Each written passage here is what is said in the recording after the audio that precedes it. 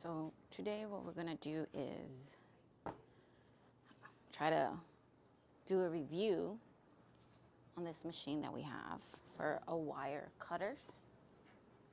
Somehow I lost the manual. It's somewhere around here. Let's see. Maybe here it is. We're doing an automatic wire stripper. I think it's from CrewWorks.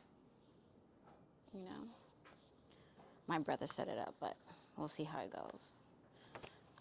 We had a few takes. It did not go well. Let's see how this one goes. Let me remove the laptop before I throw it somewhere. Oops.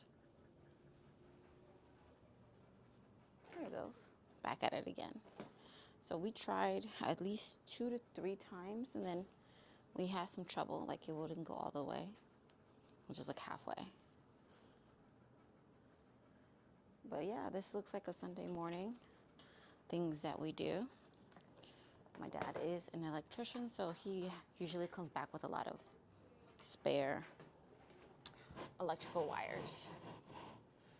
So we've been trying to find a new machine that could help us do it a little bit faster and less of a headache, but you know, this is our first one.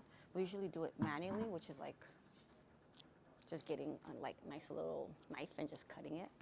It takes us hours for literally like this amount. I don't know if you can see it from far away. Yeah, but I mean, we decided to try this one out. Currently, it's not working the best, I would like to say. And if you hear that, we're actually doing laundry too. Yeah, we try to get things out of the way too, because there's so many wires that we have, and this is just like the beginning of it. So let's see. So from what I got from my brother, who helped me set it up, is that you have to put it into at least a 2-inch wood, right? Very heavy machine. And then you have these kind of like adjusters.